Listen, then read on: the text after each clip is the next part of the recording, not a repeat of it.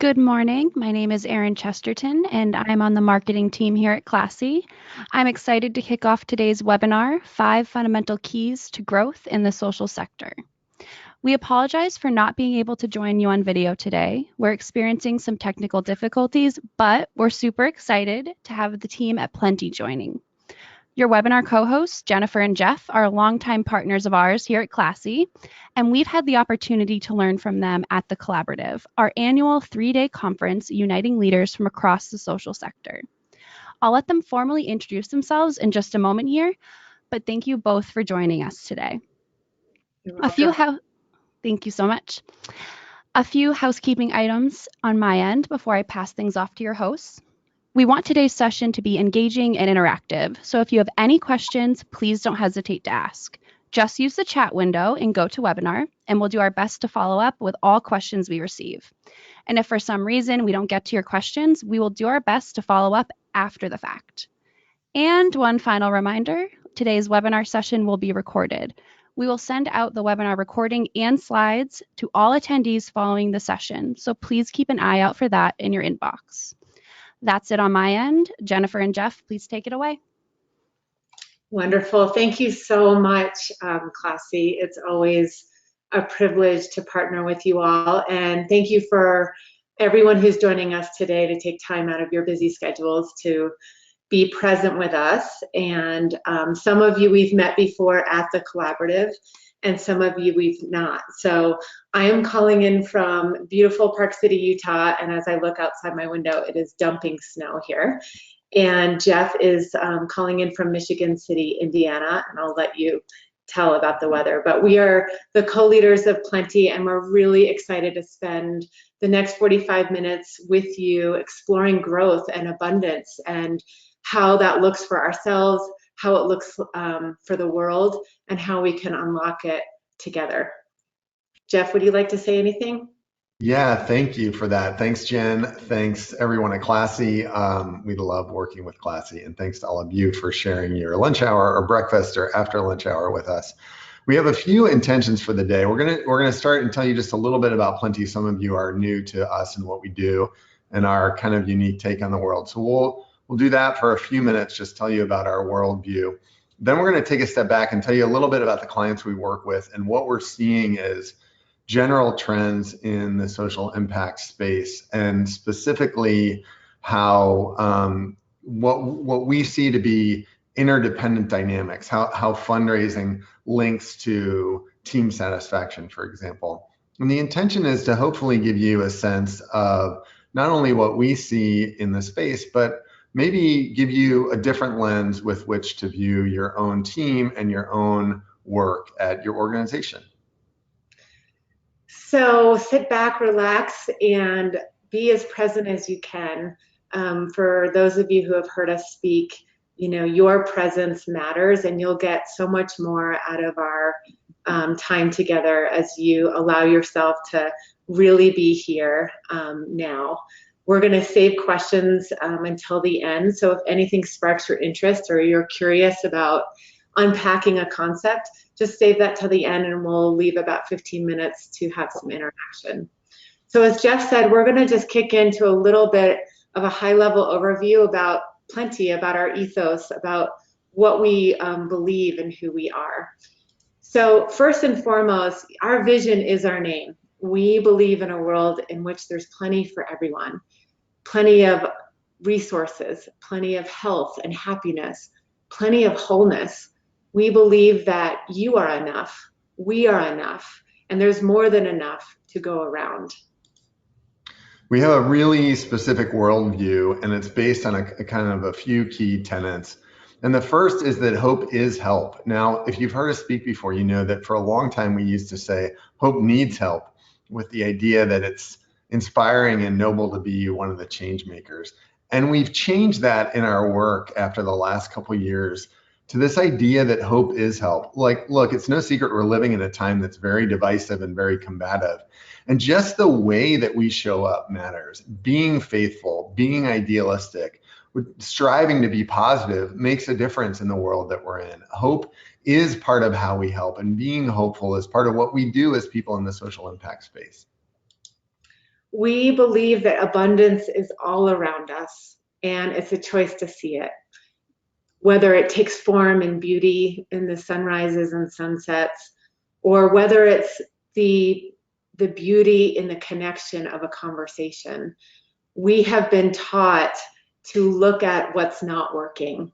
And we fundamentally reject this idea that there's not enough to go around. We actually believe that we're not necessarily competing with each other. We're competing with a mindset, and that mindset's called scarcity. It's a mindset of lack. It's a mindset of not having enough or being enough.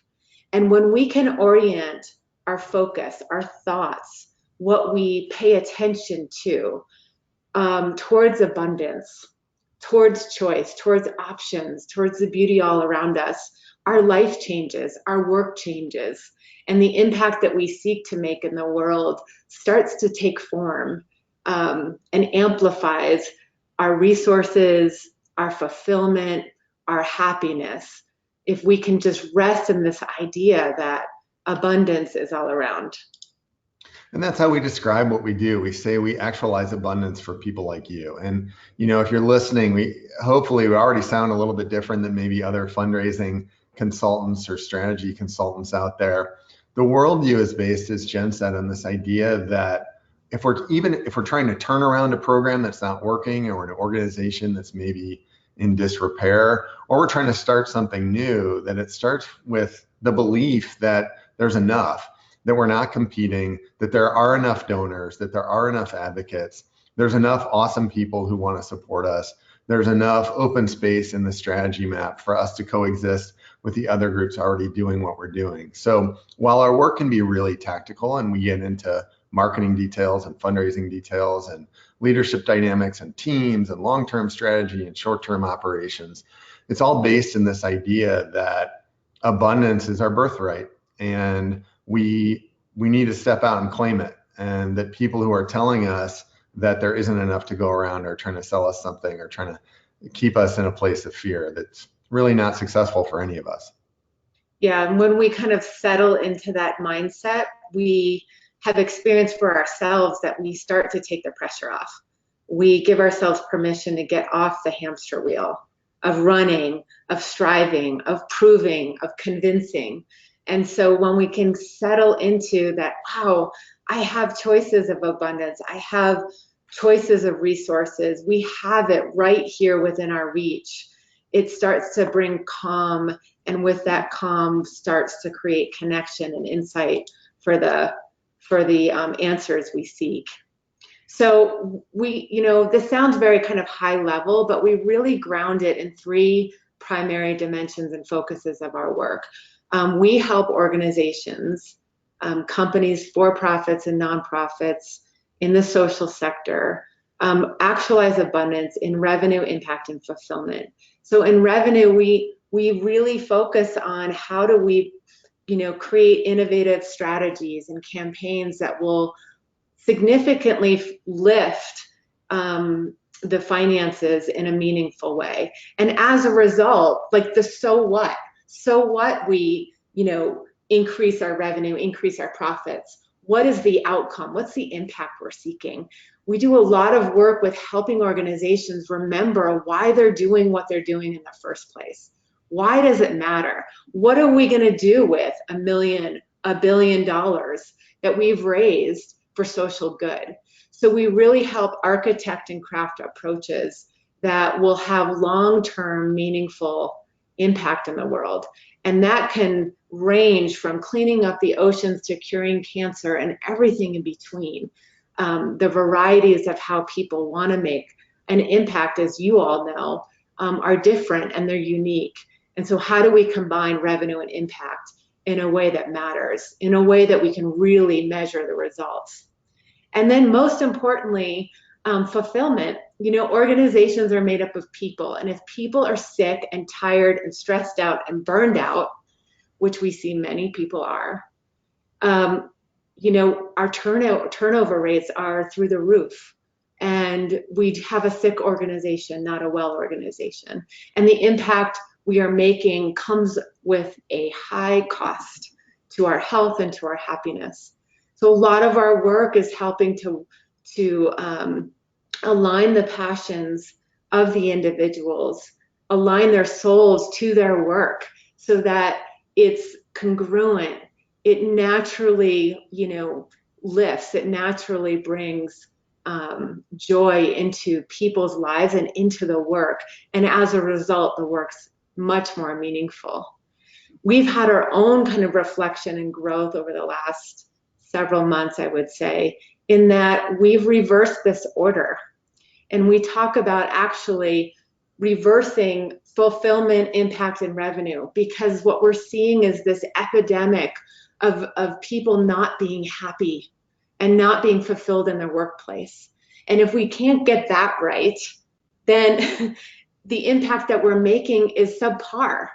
It just doesn't leverage what we're here to do, what we're born to do. And as a result, the finances decline, and that we're not able to hit our financial targets or potential in a way that has meaning and that has fuel. So we actualize abundance and fulfillment, impact, and revenue with organizations all over the world, helping to make a more positive difference on the planet. And I just add that sequence of things that Jen talked about is really kind of what we want to share with you today. And we'll unpack how we got there and why we approach it that way. We internal to Plenty, we say that fundraising issues are really strategy issues, and strategy issues are really leadership issues, and leadership issues are really well-being issues. So if we want to make a difference in the world by raising a lot of money, we have to start with ourselves. And that's kind of the core of what we want to share today. First, just a couple more things about Plenty. One of the things that's unique about us and our way is to do the work we do, we need to bring people together, and to facilitate that work, we needed a place to do it. So we actually built a space in Park City, Utah called Heartspace. It's a wonderful place. It's kind of an unmeeting space. It won't look like any other boardroom that you're typically used to meeting in. And it's designed to have really intimate, amazing conversations. And more our clients and their leadership teams will come out to visit us or visit Jen, because I'm in Indiana right now, but visit our space there. And, we like to say that no great idea happened at 11 p.m. in a boardroom over PowerPoint. Great ideas happen when you step outside of your comfort zone and when you get inspired by nature. And that's what Heartspace is. It's an incredible place. And we invite you to come see us there.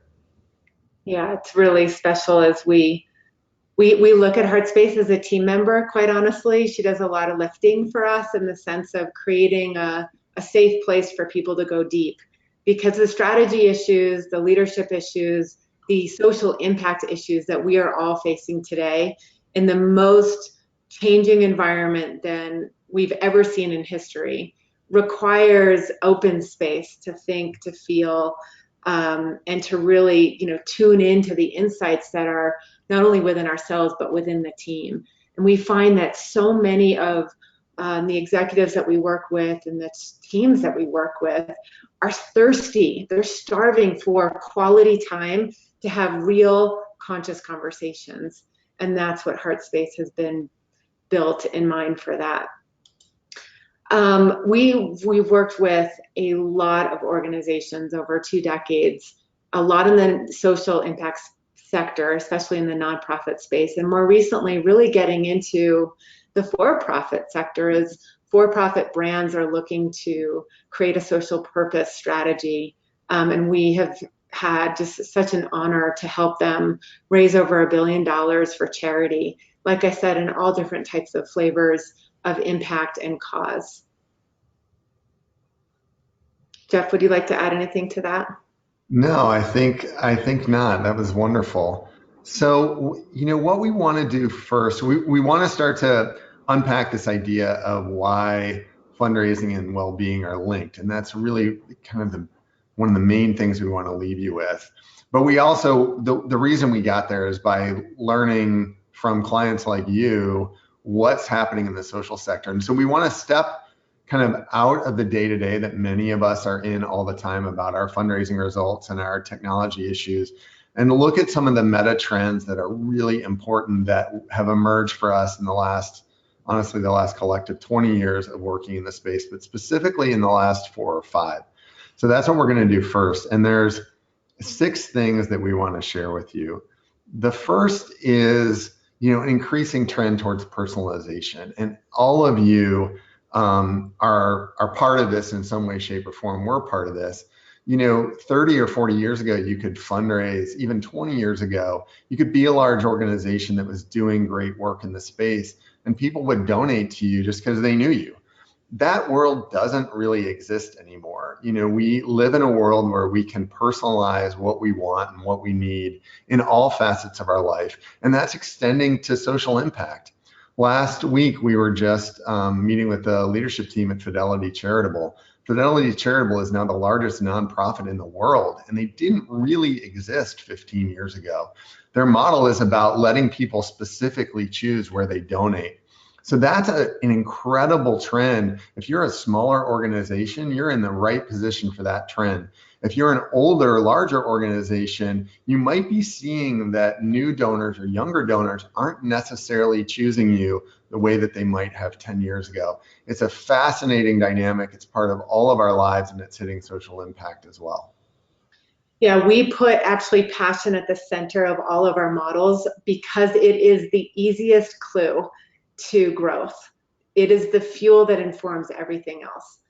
Passions ground in what we care about and why we care about them. So communities literally spawn in shared care. So when we are in the peer-to-peer world, which we are all living in, it is not owned by the nonprofit sector. We live in a peer-to-peer world, a person-to-person world, which means we need to share passion to passion. So when we get those things aligned, we create a personalized approach, because what we're passionate about, not everybody else is. But there are people that care about the same things we do, and we want to find them by sharing that, by listening, by anchoring that that alignment of passion to passion really creates a unique choice for our donors and a unique way to grow our communities naturally. The second trend is action. And this is really kind of relates back to the impact that we were talking about a few slides ago. Donors are using dollars to create change, and now more than ever, they want to know with transparency where their money is going and what it is doing in a concretization of their dollars, right? Like, so what's the form of it? What difference is it really making? And they want to be told. They want to see that. They want to show up with action. They want to have much more of a tangible impact that's not so distant anymore. And we're seeing that come closer and closer to how people are showing up, how people are creating action through small community movements, through neighborhoods, through rallying people to care about a common cause. Jeff, would you like to? Yeah, I would just add that, to be frank, most of the organizations we work with are trying to track on impact measurement, and most are struggling, to be honest. I think it's difficult for all of us to figure out how $1 that we raise goes into $1 of helping someone. And a lot of groups are struggling with this. And the groups that are getting it right often are really focused on kind of small metrics and not the metrics that matter to donors. So you pair this with the first trend of people increasingly give to their passions, not ours. And it makes for an interesting disruptive environment. Like, so if you're someone like me who lost his mother to cancer, I'm less compelled by a nationwide cancer organization that kind of generically talks about research. I want to give my money directly to the hospital that treated her. And specifically, I want to give it to the doctor who helped her live longer. So you see how that trend of trying to create action with my dollar about something that I care about, when you multiply that by 20 million donors or 30 million donors, it's a really powerful disruptive force. And you can look at some of the traditionally largest organizations in the nonprofit sector and see they're struggling. And this is a big reason why. So that gets us to the third trend that we talk about. It's not directly related to the other two, but it's just as important. This idea of congruence, that walking the talk is more important than ever. And this is laying the groundwork for some things we want to share in the second half of the presentation. But for example, it seems logical to say, a group that works in lung cancer isn't going to accept dollars from a cigarette company, right? We can all look at that and say, well, that makes sense. And yet there's a lot of smaller incongruencies that we see, groups that work on health causes that have really toxic cultures, or groups that work to improve the lives of a certain group of citizens, but treat their own staff like crap. That is becoming more apparent to donors and less tolerable. And Jen likes to say we have finely tuned BS meters. We can sniff out what doesn't feel right. And those things that we've kind of been able to pass off as just the cost of doing business really don't fly anymore. Yeah, and this kind of just harkens back to organizations are made up of people. So not only do the donors sniff out that bullshit, quite honestly, but the internal staff does. And you know yourself when you feel like we're actually not practicing what we're preaching. We're not treating each other the way that we are saying we want the world to be. And we're helping a lot of organizations make that, first of all, see that's out of alignment. And second of all, make sure that their social purpose strategy is congruent with what they care about. So aligning to values seems like a really simple thing, but a lot of the work that we're doing is those values and those statements are on a website and nobody remembers them. So really helping people live the brand, live the values, live what they're putting out into the world, and then being thoughtful to say, okay, if we're going to go make this impact and we want to make this change, how are we willing to do that ourselves? And that closing the congruency gap takes time. It absolutely takes humility and humbleness, and it's human, right? We don't get to jump from where we are to where we want to be overnight necessarily. So giving ourselves time and thoughtfulness to practice, like what needs to change internally to our organization to walk the talk more clearly and more authentically than ever. The fourth one is competition. So we are really seeing this, and it is speeding up. Nonprofits are just no longer the only choice in social impact. In the last month, we have been working with Maker's Mark and Jim Beam, and they're doing really cool things in the world. And they're nimble, they're fast, they have resources, and they're coming into the social impact sector with the same shared passion and care that the nonprofits have. And so we need to be really thoughtful about, who we are literally competing against and how fast we're moving. We see, one of the challenges in the nonprofit sector is, and it is also inexistent with the for-profit sector, but there's a lot of bureaucracy. There's a lot of politics that slow things down. And as a result, we're not able to make the impact we seek as quickly as the environment externally is changing. So keeping up with that pace and knowing that there's a lot more players in the field, which is wonderful for our world.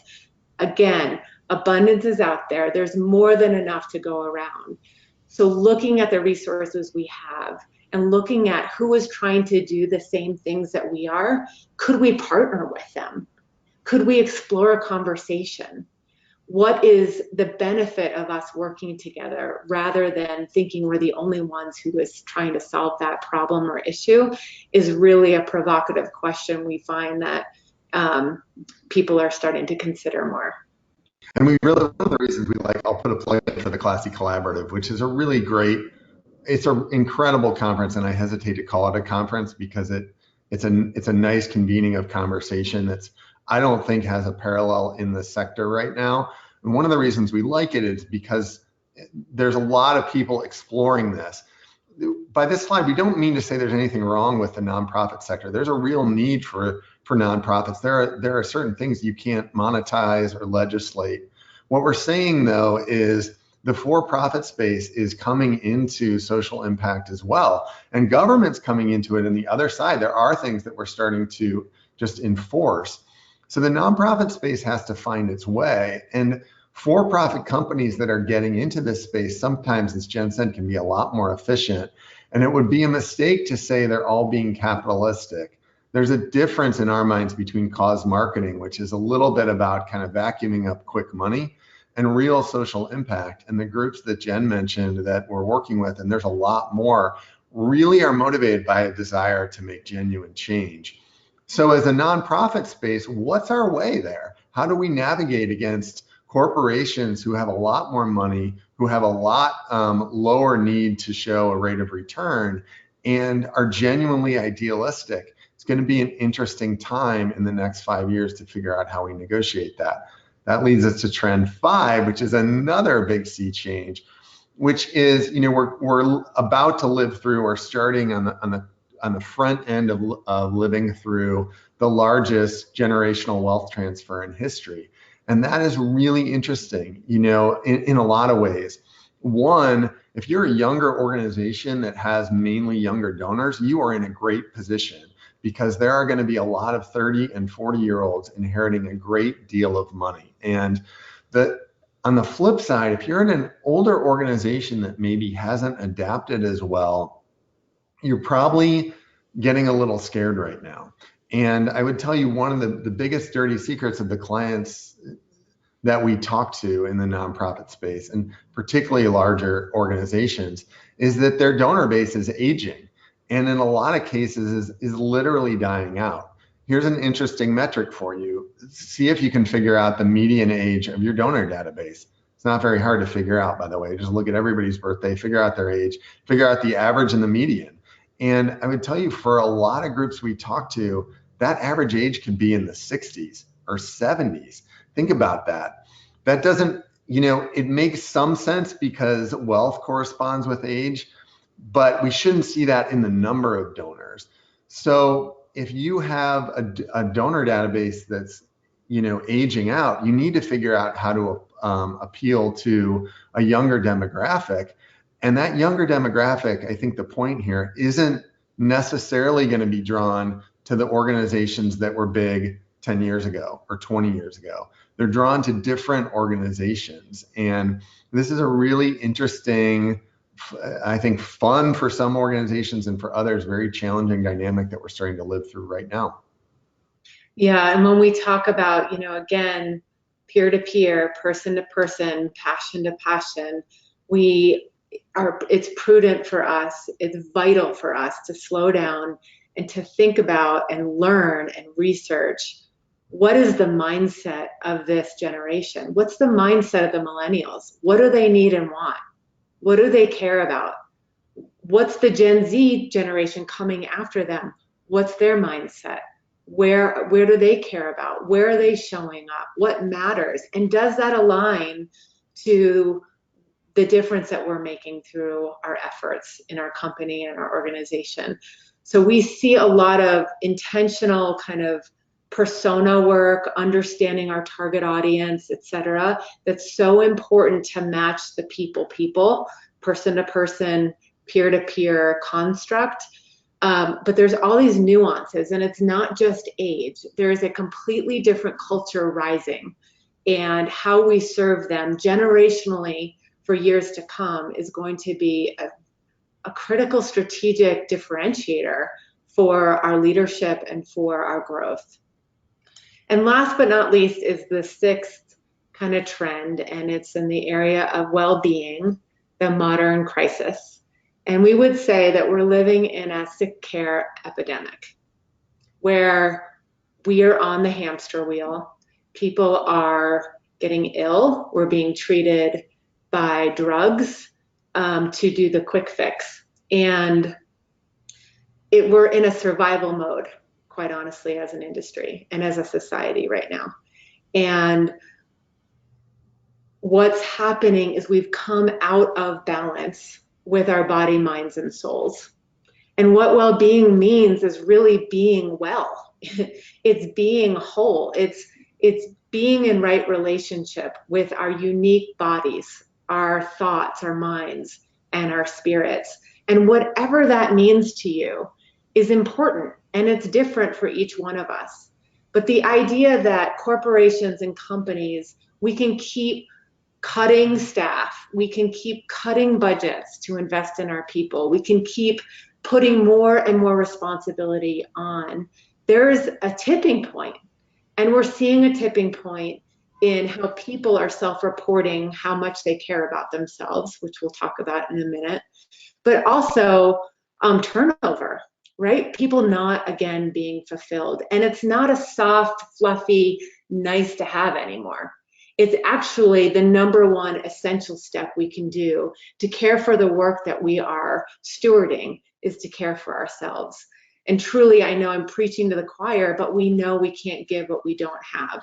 So basic sleep, hydration, nutrition, mindset work, shifting our focus from scarcity to abundance, those little things, whatever works for you, is more important than ever. And we are seeing a huge, kind of movement, if you will, with companies kind of waking up to say, wow, if organizations are made up of people, I need to invest in my people as whole as well. And what support do they need? And that's a inside out, top down, and bottoms up approach. That's not going to only come from the leadership in your organization. It comes and starts with each one of us.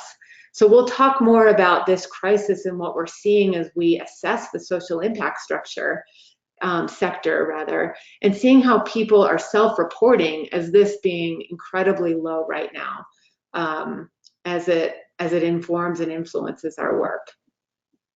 Yeah, and I think not to make too fine a point about it, but the reason we put that one last is to start to come back to this story point that if we want to grow in revenue, we have to be willing to grow ourselves. And I think Jen kind of pulled a punch there. To be honest, the well-being issues that we're seeing in the social sector, in the nonprofit clients we had specifically, seem to be worse than the ones in the rest of the space. And maybe it's because of the other trends that we talked about, right? That we're working hard in a time of change. It feels disruptive. We can all feel the tension in the air. But there's something else going on too, where most of you on the phone are in this space because you're passionate and you're idealistic, and yet that I'm looking for the right word here, but I don't want to say we're victimized because of it, but there's a tendency to kind of take advantage of each other and ourselves because of the passion. And we can see it in the amount we get paid versus other sectors. We can see it in the amount we work versus other sectors. And we can see it specifically in what people tell us when they close the door. So to get at this one, we feel like is key to get at the growth that we all want to get to address the other dynamics, the other 5 dynamics that we talked about. And as a way of doing that, we created a model and a diagnostic. This is a few years ago now we've been using this. It's called the 5 keys. We're going to walk you through it. There's a URL. You can actually take it yourself. We use this diagnostic in engagements with teams. You can take it yourself, and the results will get emailed to you, and it's super interesting. The goal of it, we want to walk you through what it was, and we want to show you what we're learning. And I would tell you there's a lot of reasons that we created it, but one of them was to help people like you talk about cultural issues that are usually dismissed as too fluffy, or that are sometimes really hard to talk about, right? It's hard for a team to say to their boss, hey, I can't keep working 70-hour weeks. It's hard for people to say, look, the way that we run our division during year-end giving makes me not want to be here. But those are the kind of things you tell us when we start working with you and we talk one-on-one. So we sat down a couple years ago and said, we need a way to make this stuff that we know is not soft. We know it's important, but the cultural stuff is always dismissed, it seems like, by certain levels of the organization as unimportant. We wanted a way to try to quantify it, and that's why we created the 5 keys. So we want to walk you through what it is and what our viewpoint is, and then tell you what we've learned so far about well-being and how it relates to growth and abundance. Yeah, so you can see this as the 5 keys are doorways, and it's all based on the premise that organizations are made up of people, and people have people issues, right? And so how do we really understand the existing state of the organization and what's working and what's not, where we are and where we want to be? So there's no order. Oftentimes the results of the 5 keys assessment shows us whether we really have a funding issue, a culture issue, a leadership issue, a strategy or vision issue. And so it's really a helpful diagnostic, as Jeff said, to have a conversation. So briefly, we're just going to orient you to kind of our viewpoint, which may be different than how you view these areas. Starting with leadership. So in our work and our way, we fundamentally believe that leadership is about authenticity. It is not about authority any longer. The hierarchical systems are crumbling. They just are. They're giving away to a much more collaborative, cooperative, harmonious culture and way that breeds solutions that work for everyone. And so this kind of harkens back to congruency, right? Leaders, we can sniff out whether leaders are being true or not, whether they really are being authentic. And we oftentimes admire the leaders that are showing us more than they're comfortable showing. So the vulnerability, the courage to step into, I don't know, or this happened to me, or sharing what is on your mind is creating much more of a leadership quality amongst the team than ever before. So a lot of our work is helping leaders remember that they are enough. That actually, if they can step into, we call it shining their light and speaking their truth, they will model and give permission for others to do the same, versus telling others what to do. That just results in a lack of buy-in and, quite honestly, a lack of performance. So leadership absolutely informs strategy of when we get people together that are willing to be real, they're willing to be authentic and vulnerable and honest. That fortifies the team, and it gives others permission to do the same. So you'll see in the 5 keys, and I think I neglected to mention this, the 5 keys itself, there's 4 questions for each of these areas. So there's 20 questions total. It takes you like 2 minutes to fill it out. There's 4 leadership questions, and all 4 of them, it's often surprising when people take it. We don't ask you to rate your boss and tell us, what a crappy job he's doing. We ask you to actually rate yourself. And what's your own ability to say things that are scary to say, like, hey, that goal you gave us, I don't think we can hit it. Or, hey, I need more people to do my job well. Things that are hard to talk about. That leads us to strategy. Again, there are 4 questions about strategy. Our general view of strategy is that strategy is a process of being aligned and saying, are we going the right way? And often for our nonprofit clients, strategy becomes about kind of creating documents. Let's create the PowerPoint. Let's create a budget in Excel. That's not strategy, that's documentation. Strategy is about, do we agree? Which means it requires consensus building and co-creation and working together. And then when things go wrong or things go incredibly right that we didn't predict, what do?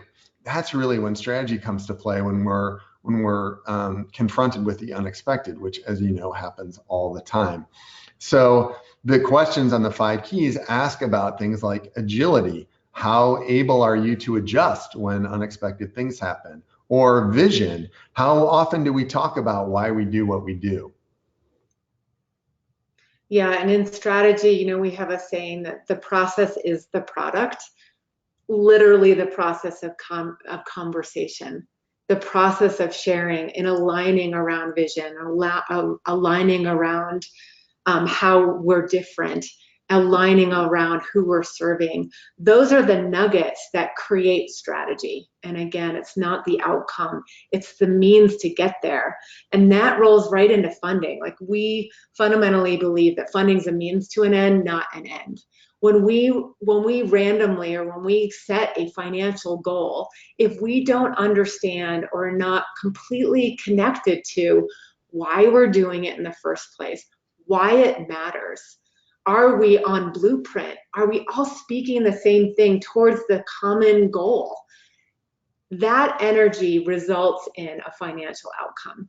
But oftentimes we get a financial goal, nobody knows how to get there, and it's overwhelming, and we haven't created the story, if you will, that's compelling internally and externally to have that even be possible.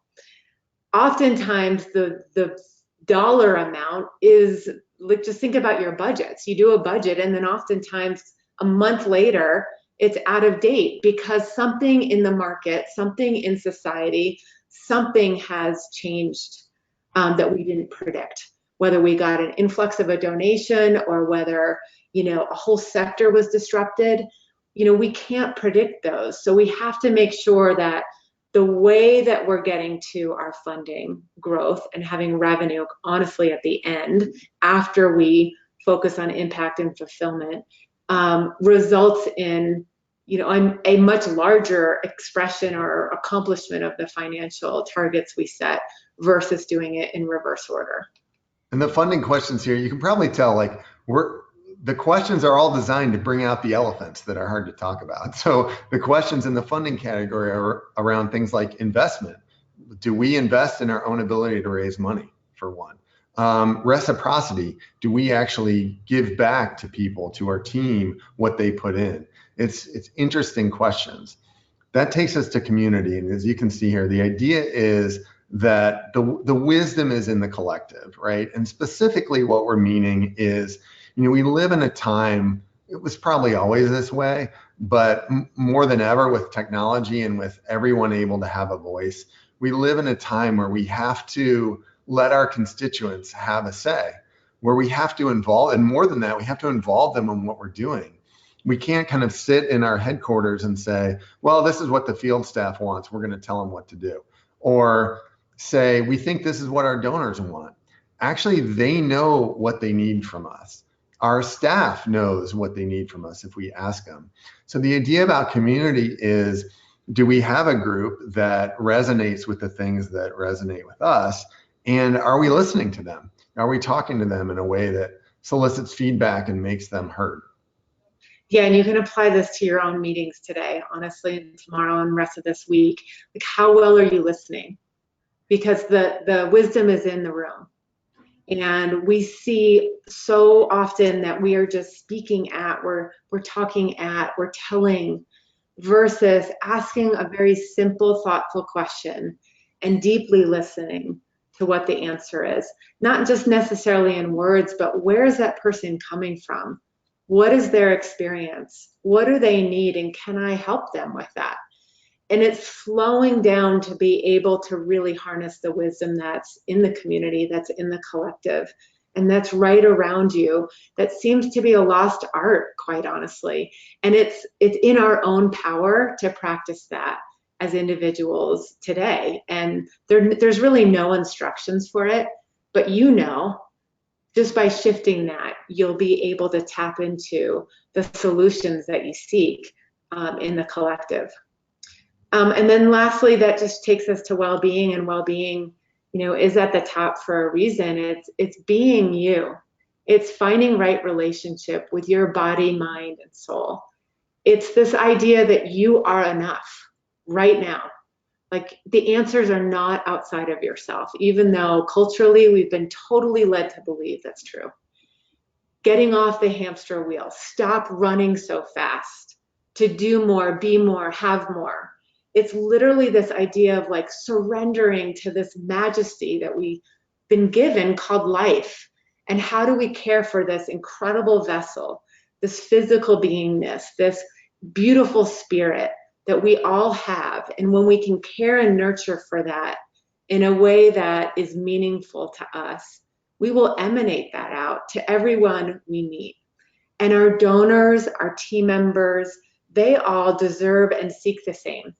So modeling that, giving ourselves permission to literally be well, and to be an inquiry and experimentation of what that looks like for you, is really an important journey to ask. And Jeff, maybe you want to just tee up some of the questions that we asked to kind of highlight well-being.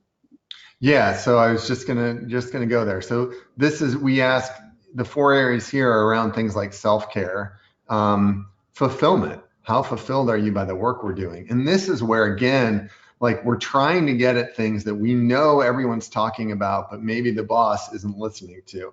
And it's interesting in the question of fulfillment, it's not totally uncommon for us to sit down with a CEO and hear that person say, well, if my team's not fulfilled, they can get a job somewhere else.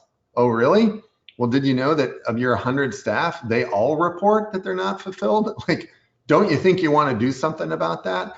So they're questions that seem personal, but our opinion, as you can probably tell, is you have one life, right?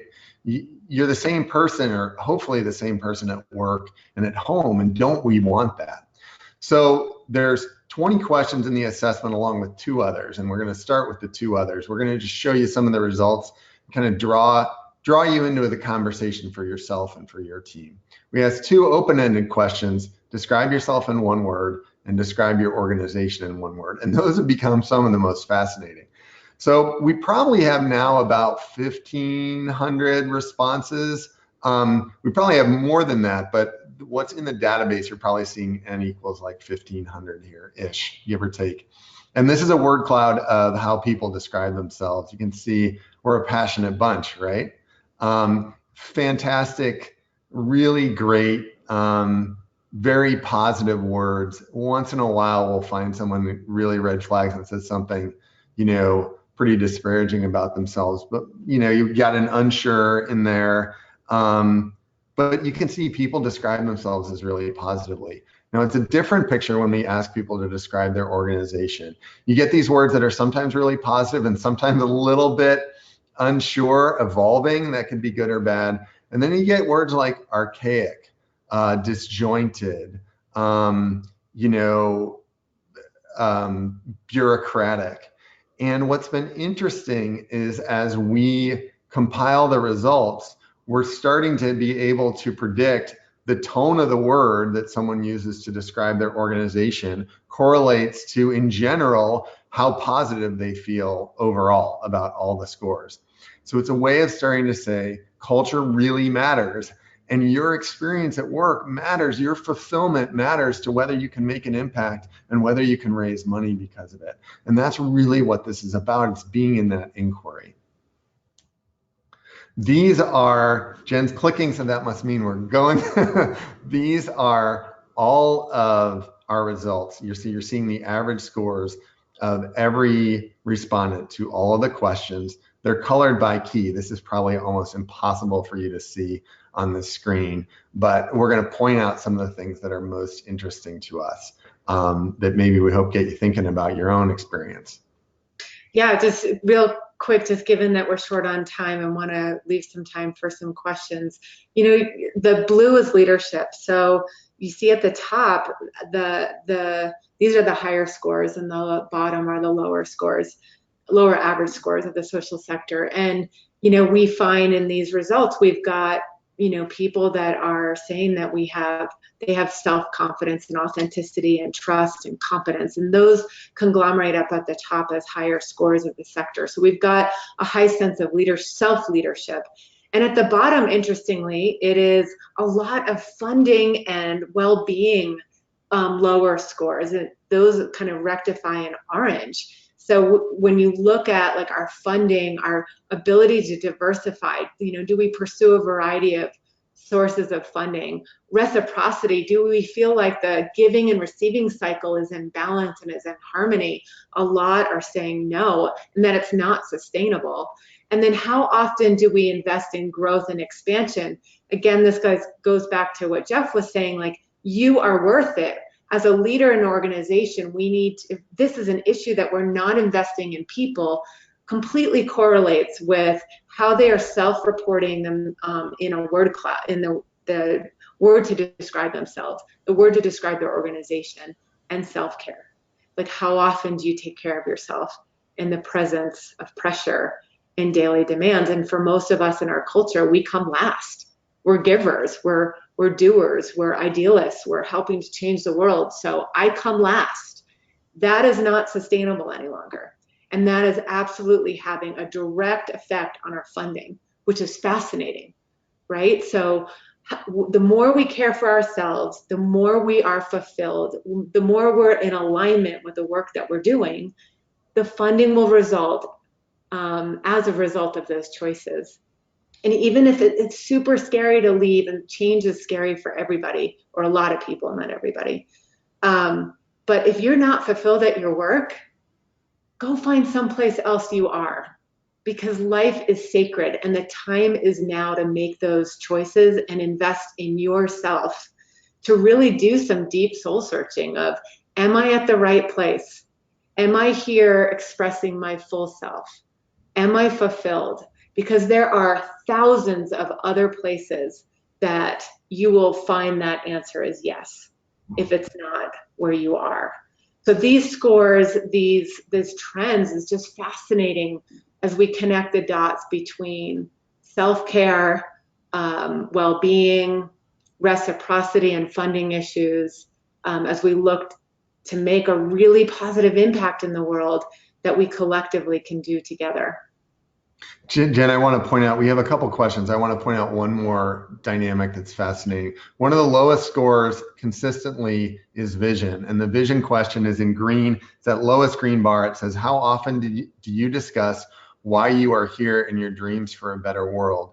And isn't it ironic in this space where we're change makers and positive thinkers, that we often don't spend time talking about why we're doing it in the first place? You know, it's very common for us to work with organizations that are in distress, and you've probably lived through this. What happens when you don't meet your goal? What do people cut? They cut staff, and they cut staff training.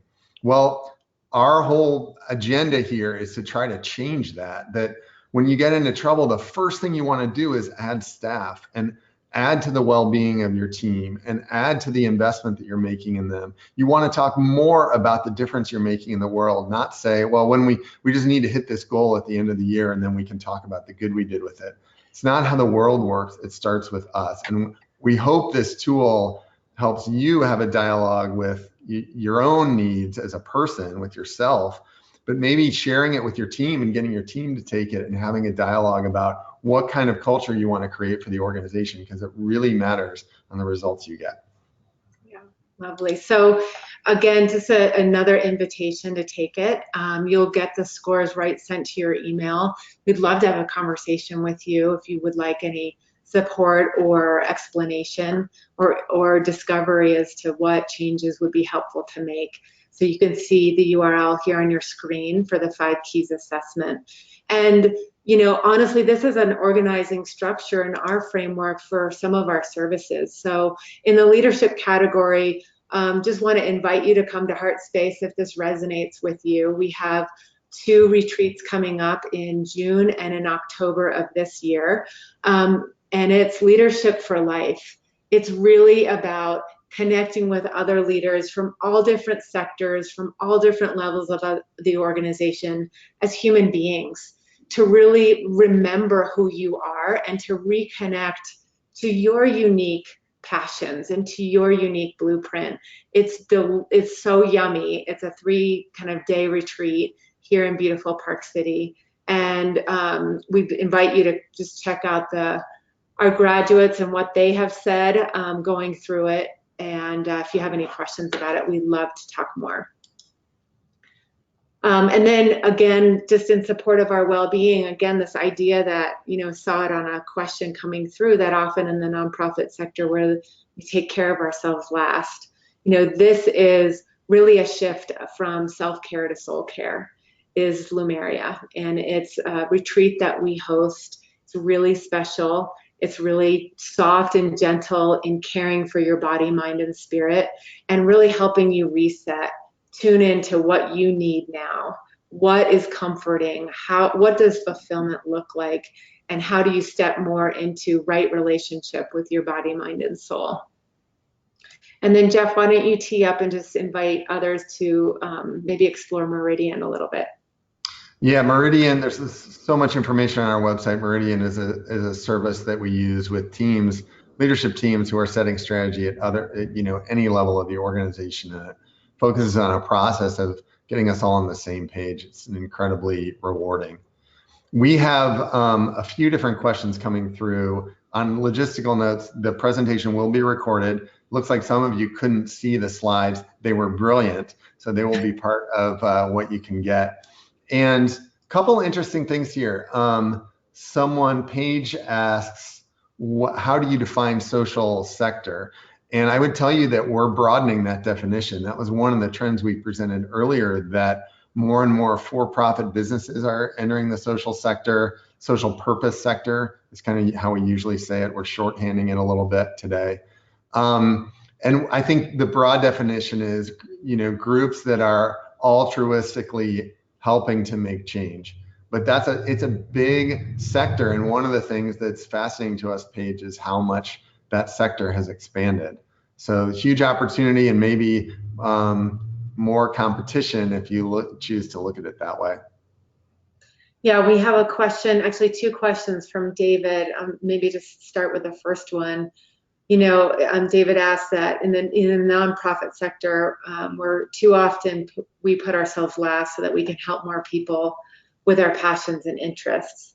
And man, we're such culprits. I am a culprit of that too. So I'll just own it for myself and not make it a blanket statement for everyone. But it is an epidemic, and would say that, we can't help others if we're not helping ourselves. And so I've really come to learn this for myself, that the seeking, the striving, and the serving, if I'm not centered and filled up and doing that for myself first, as a mother, as a partner, as a wife, as a leader,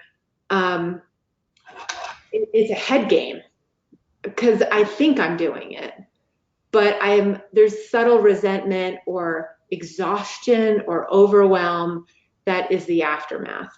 And I'm not saying I've had this right, but have had a huge shift in understanding that the most important thing I can do is be in right relationship with who I am, what I stand for, and what I need to care for myself, my whole self. When I'm in that place, I then model that to whoever I show up with. And it's a completely different energy. And that is what we're trying to kind of support and help people with, is that it's not selfish. It's the most important investment that you can make is in your wholeness, is in your wellness, is in your fulfillment, because your talents, your insights, your knowledge, your experience can come through unfiltered, not disrupted, clearer, and it's much more impactful to the work that you choose to put your attention to. So I'll just kind of leave it like that. The second question, go ahead, Jeff. I was just going to tag onto that. We had a comment, and I won't read the name, but thanks for validating our work in the strain of being mission depleted when our organization doesn't do what our mission states. And just to tag on to what Jen just said beautifully, like, look, the world doesn't want to chew us up and spit us out. It doesn't. It wants us to bloom and blossom and grow. And if your organization doesn't want that too, then you have to go somewhere else. It's just that easy. There's been way too much taking advantage of people's idealism and paying them less to do it. And we're not going to make a difference in the world if we allow that dynamic to continue. We're just not. And look at the turnover in your own organization, and you can probably see it. Look at how fulfilled you feel personally. Your own fulfillment matters. And our hope is that we're able to help people like you have that dialogue in a safer way with your teammates, with your leaders, with your significant others. Awesome. I think with 1 minute left, we have one other question. What's the best practice approach to making a call to action to help us with our current growth explosion? Would just answer this point. Be you. Speak in real language. Drop the marketing speak. What do you really want people to do? And why do you want them to do it? Speak from your heart and filter out the noise. Like, simplify. We've been really hearkening on a learning recently of design for feeling, Like, what's the feeling you want others to experience? And just say that. There's just a lot of noise out there. There's a lot of, gimmicks and tactics, and they're not enough. So if we're really genuinely wanting to grow ourselves and help the sector and help the world grow in a way that really actualizes abundance for ourselves and for others, be real, be you. And we're here to help you do that. So thank you so much to Classy for inviting us to talk with you all today. Thank you all for joining us either live or in a recording. And please visit us at plentyconsulting.com, and we're here to help you realize your own abundance, whatever that looks like for you. Be so well. Have a great week. We'll see you soon. Bye, everybody.